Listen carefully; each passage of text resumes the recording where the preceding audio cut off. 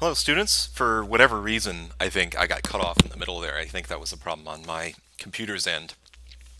But what I was saying is that all other Europeans are terrified of what the Germans are doing. Germans expanding, Germany's making all of these gains militarily, and it's pretty scary for people. So that's one of the other things that helps solidify the alliance system. That was an important point that I forgot to really emphasize strongly. So one of the things is that, well, British and French don't really like each other all that much, but one of the reasons they agree to work together is because of how strong Germany's getting. And the Russians and the British and the French, it's an uneasy alliance, but it's sort of an alliance born out of necessity because of how scary the Germans are really becoming. So once the sort of the ignition for World War One, and you can kind of think of World War One as sort of a buildup of a powder keg, right? So a powder keg being just a sort of a barrel of gunpowder, and the gunpowder being stuff like nationalism and the alliance system and the scariness of Germany. Well, there's a specific event that happens, and the event that happens is the assassination of this guy, Archduke Ferdinand. And this is going to ignite the powder keg. This is going to ruin the uneasy peace that has been created in Europe, and it's going to lead the world into a world war. So, what does all this have to do with anything? Well, the big thing here is this idea between Austria Hungary, this large state right here, and Serbia about nationalism. Well, the Serbians had been part of the Austrian Empire, and they had broken free in the 1880s, and they were trying to make their own state. And initially, Austria-Hungary didn't want that because Austria-Hungary wanted to make sure that Serbia remained part of their territory. It was a valuable place for them, and so at first, they basically wanted to make sure that the Serbians' main export, that was quite a pun, because their main export, which was pork, remained only going through Austria. And the reason for this is they said, well, if they're only exports going through us, we get to make sure that they have to like us. They have to stay within our realm of influence because if they don't, well, they lose all their money.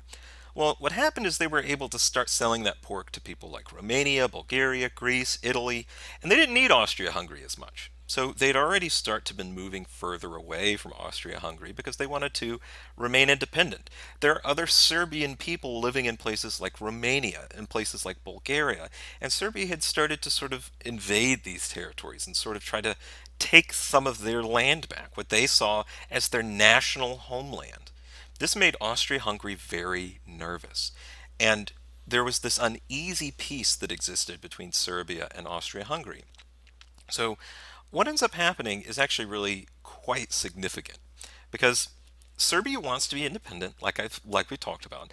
Austria-Hungary wants to annex them. Basically, they want to make them part of Austria-Hungary again. Well, the guy who was next in line to the Austro-Hungarian throne is this guy that you see right here. His name was Archduke Franz Ferdinand, and he's the heir, so basically the son of the Austro-Hungarian emperor.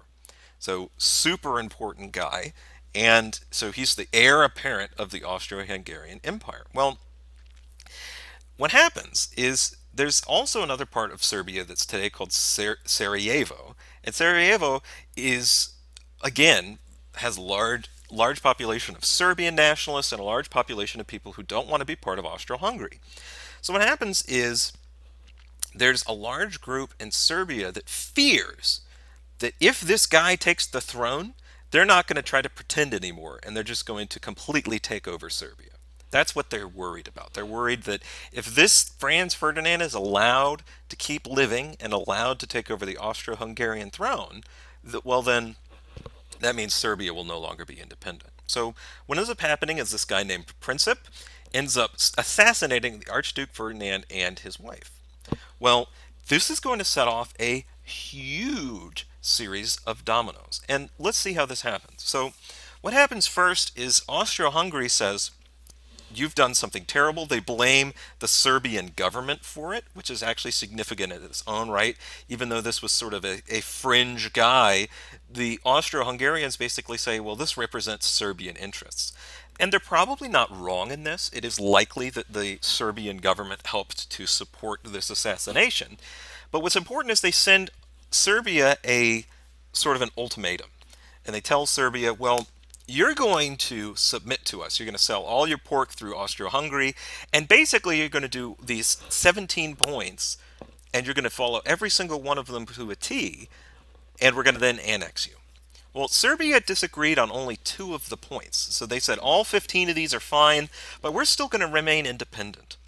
And Austro-Hungary says, no, no, no, that's not good enough. We are going to annex you. You've been causing too much trouble. You cannot be independent any longer. So Austro-Hungary actually invades Serbia. Well, look at this map again a little more closely. This is representing alliances that are happening in World War One. Well, notice who all is red here. So Britain, France, and Russia, we've all talked about. Well, the Russians have actually guaranteed that Serbia will remain independent. And the reason for this is because Russians have a vested interest in keeping Serbia both keeping Serbia both independent and sort of aligned towards Russia because they have access to the Mediterranean. The Russians have always wanted a warm water port on the Mediterranean. And so they say, well, an independent Serbia is good for us because maybe eventually we could annex them.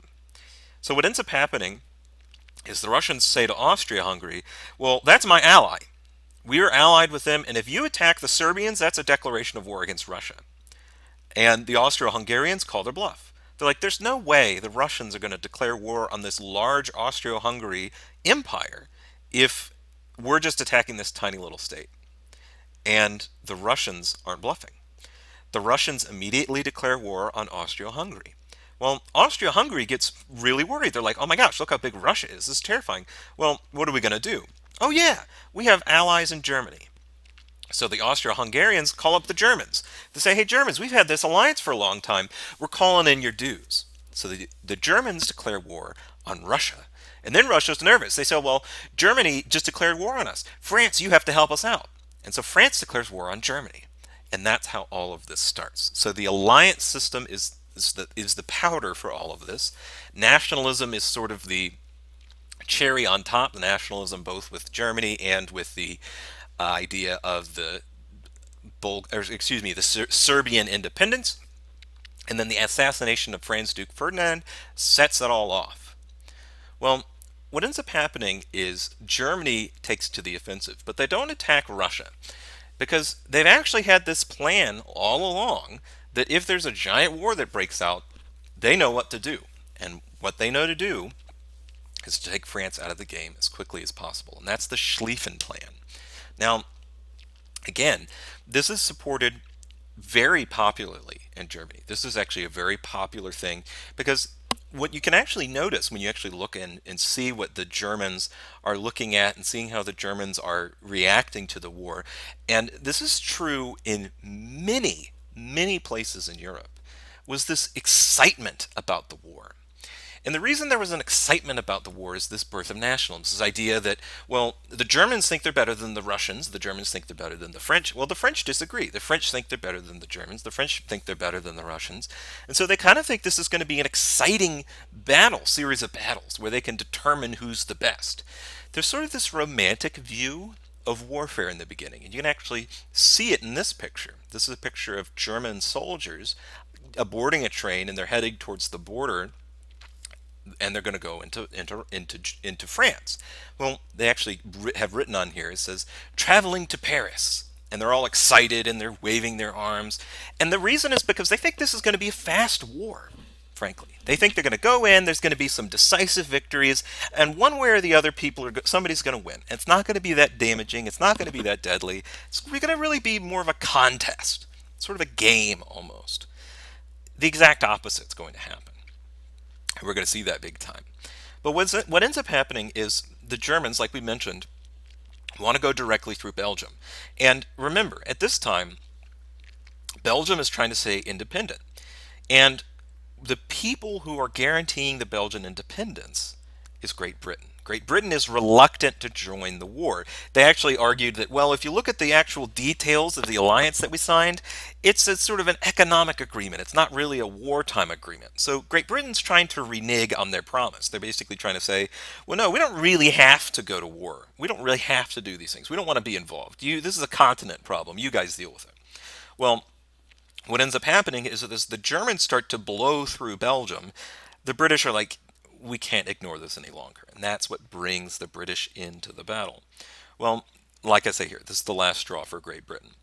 And like I mentioned, the Germans think that this is going to be a quick campaign. They think they're going to be able to rush through Belgium, capture Paris, and then once they've captured Paris, they figure that the rest of France is basically going to fall apart. Well, that's not what happens. They get bogged down in Belgium. The Belgian people put up a very fierce resistance. They start blowing up railroads, they start blowing up train tracks, they start blowing up uh, what's the word I'm looking for? Bridges. I was going to say they started blowing up rivers. They didn't do that. They started blowing up bridges over rivers. They started ruining the road infrastructure in the country, and it slowed the Germans down for about a month. And that doesn't sound like a long time, but in a modern war, that's a very long time. Because the French are very quick to notice that those gigantic fortifications they set up, well, nobody's knocking on the door. Nobody's coming to those. And so what they do is they sort of reorganize their army so that it's pointed at the German war machine that's coming through Belgium. And so the fact that the Belgians are able to slow Germany down through sort of honestly guerrilla warfare is one of the main reasons that the Germans don't quickly defeat the French. Now, what happens is the Germans aren't able to quickly remove France from the war, but they also don't want to retreat because they don't if they know if they retreat, well then the French and the Belgians and the British are all just going to shoot at them from behind. So what happens is both sides, neither one of the sides wants to give up. Neither one of the sides wants to submit. Neither one of the sides wants to basically admit cultural defeat. It's the idea that if we lose this war, it represents these guys are better than us. So what do? They start to dig trenches. Now, this is really interesting. And part of the reason as to why they start digging these trenches, and we'll talk about that in a second, but trench warfare is horrific. There's no other way to put this. And trench warfare is actually part of the reason that people most often, if you've ever watched war movies, and there's lots of war movies, and this is actually appropriate to talk about today because of the fact that it's Veterans Day. Often when people show war films or when they're making a war movie, they focus on World War II. Oftentimes they'll also focus on stuff like the Vietnam War or even some modern stuff starting to look at the Iraq War as well. But World War II for a long time has been the popular thing for films. And the reason is because it's a fast, sort of exciting war. And now, of course, that's a gross misrepresentation because it was a horrific war as well.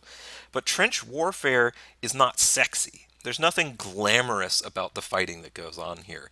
And that idea that modern people have noticed about World War One, the reason that there's not a lot of movies about World War One, is the same thing that people started to realize as they start to fight in these trenches. The soldiers themselves start to realize there's nothing really glamorous about this. There's nothing glorious about doing this. There's nothing heroic about fighting in a trench like this.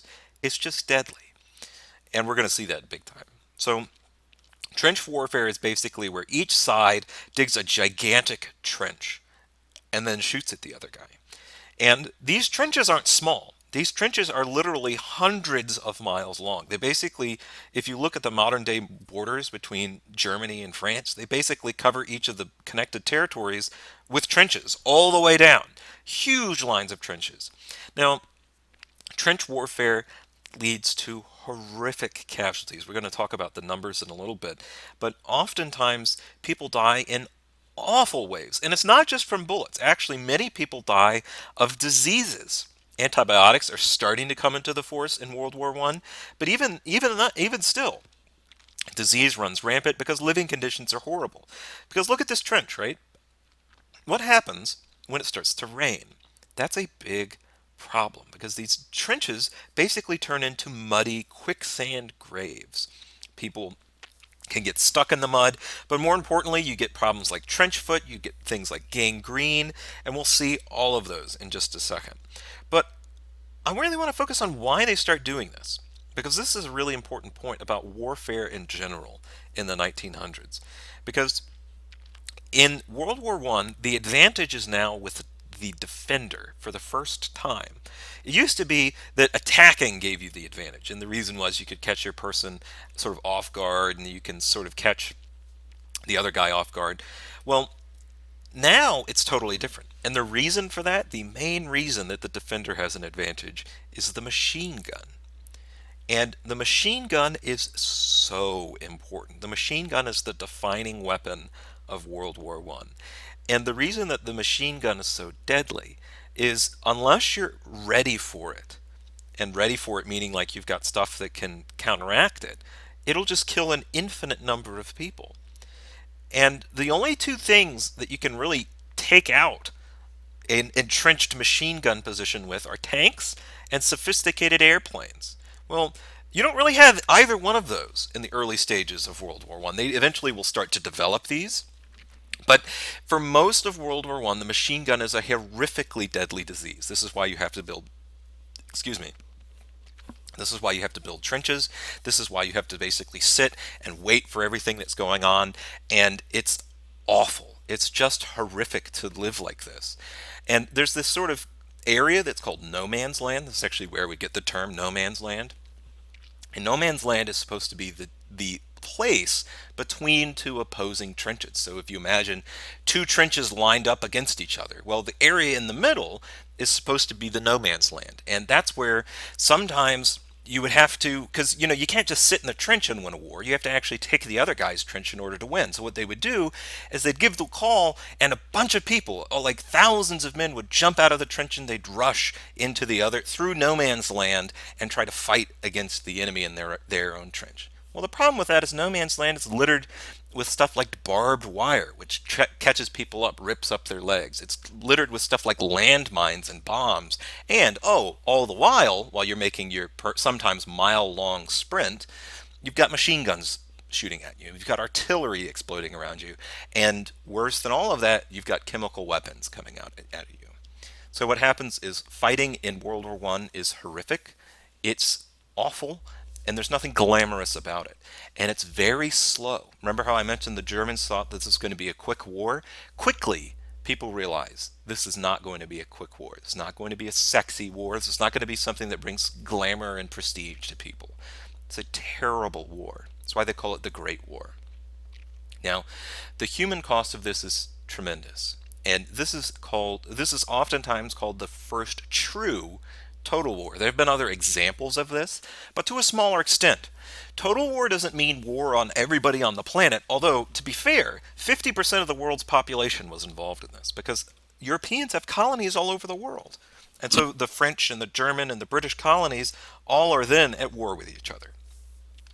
But what total war refers to is not that. It does not refer to the fact that everyone on the planet is fighting. What it refers to is this idea that now your job is not to defeat an army in battle, but rather to defeat the enemy in general. And the important distinction between those two is you're no longer just fighting against the enemy's army, you're fighting against their people. And now there's this idea, well, if I can kill all of your civilians, then you won't have the ability to fight back. You won't have the ability to keep feeding your troops. You won't have the ability to keep going. You won't have the taxes to do it. And so what happens is in World War One, civilians are targeted hugely. Huge amount of civilians are targeted in World War One, and it's horrific. It's frankly just horrific. And I'm not going to try and shock you into this, but just look at the numbers. 20 million people are dead. These are soldiers. These are just soldier casualties. 20 million soldiers are dead. 17 million are wounded.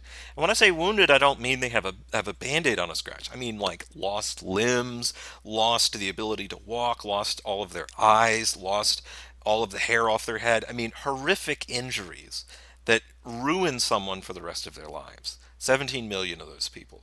The world population, this was a huge percent of the world's population at this time. This is a horrifically large problem. But also notice 10 million civilians die. Now I say 10 million of those were civilian. These are actually in addition. So there's 37 million army casualties, and then there's also 10 million civilians die, and millions more are wounded, have to flee, are genocided, as we're going to see a little bit later. World War I is also one of the first examples of large-scale chemical warfare, and this actually largely comes from a new chemical compound that's basically based on ammonium and chloride gas. And the idea was that, well, if everybody's locked up in these trenches and we can't go over there to get them, well, we're going to shoot artillery shells that are basically full of these deadly gases into the trenches. And that's exactly what people would do. But these are horrific. This is where we get mustard gas from.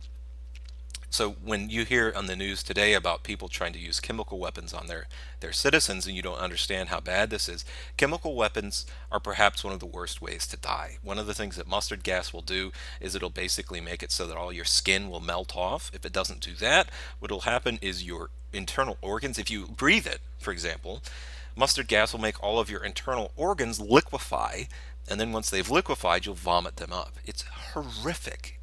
It's a terrible way to die. And the reason people were doing it is because they were sick of all this fighting. Look at the casualties. There's individual battles. For example, the Battle of the Somme and the Battle of the Marne, where more people die than entire wars before. So for like the Hundred Years' War that we talked about, that went over for 100 years, less people died than in a single battle in World War One. This is warfare on the scale that people have never seen. And that's what I say here. Completely dwarfs them. No one has ever seen anything like this. It's horrific. People don't know how to respond. Well, Europe gets embroiled in this, and they stay sort of fighting for 2, 3 years, and there's sort of this large stalemate, but there's this real worry that Germany's actually going to push through. And the French and the British and the Russians are worried that the Germans are actually making substantial gains. And so the British are really strongly trying to get the Americans involved. And the reason that they might, it actually, this is an interesting point. Many people have just looked back at this and said, well, of course America's going to join in on the Allied side, the Triple Entente, where the British and the French and the Russians are joining. Of course they would do that. It actually is not so clear. The reason that we say that it seems so clear today is because the Americans fight on that same side in World War II. They fight against the Germans in World War II. One of the things that actually happens is America was very close to joining the war on the German side. And the reason for this is because they exported a lot to Germany, and frankly, they thought the Germans might be able to win. And they said, well, if the Germans win, well, we want to be on the right side. And so it was not a done deal that the Americans would join on the side of the British and the French and the Russians. But there's two main events that happened that changed that whole calculus, that changed that whole way of thinking. And the first one is the sinking of the Lusitania. Now, the Lusitania is the ship that you see right here. It's actually a British vessel. It was state of the art at the time. It had wireless telegraph communications through radio. It had this gigantic steam engine in the bottom of it. And its role was sort of as a passenger cruise ship between Great Britain and America. Well, in the late 1916s and the early 1917s, the Germans are engaging in what's called submarine warfare. And the idea is that they want to keep the Americans from supplying the British with supplies. And it makes sense, right? Because America's this giant continent, really, that could supply innumerable guns and weapons and soldiers and supplies and uniforms and food. And so the Germans want to keep that from happening.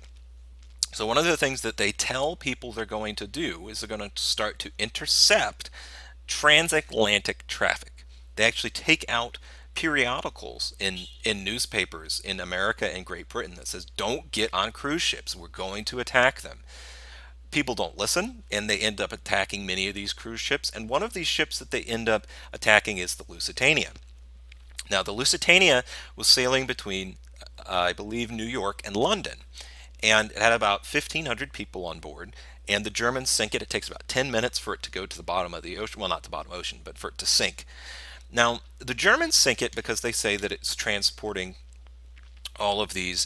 Basically, it's a conduit for the British war machine, and this was an act of defense in a legal warfare sense. This is a military engagement. The British and Americans say, well, no, this is a cruise ship. This is where people are living. This is where people are traveling to see their loved ones. This is an act of horrific atrocities. Well, the truth of this is actually closer to the German perspective. Yes, it was a cruise ship, and yes, it was basically transmitted as a passenger boat. But under the decks, the Americans stowed away lots and lots of guns and lots of food. And the reason was because they wanted to help the British, because they were sort of leaning on the side of helping the British at this point. And so the Germans recognize this. They say, look, you're trying to supply the British behind our backs. We're going to stop you. And what ends up happening is there's an outrage over this because the Americans don't see it as, oh, this is an act of normal warfare between two militaries. They see this as an act of attacking civilians because it is. Because 1,500 civilians die. And then what's really important in the American perspective, and this actually gives you a perspective on what we find important, there's 100 Americans that die. So never mind the 1,400 British people that died. The fact that Americans have died means that the Germans have now declared war on the United States of America. That's how the feeling was in America at the time. Like I mentioned here, there's also pressures from France and Great Britain. But the one thing that really sets off the president's office and the Congress at the time is this thing called the Zimmermann telegram, and you can see it right here. This is actually the I believe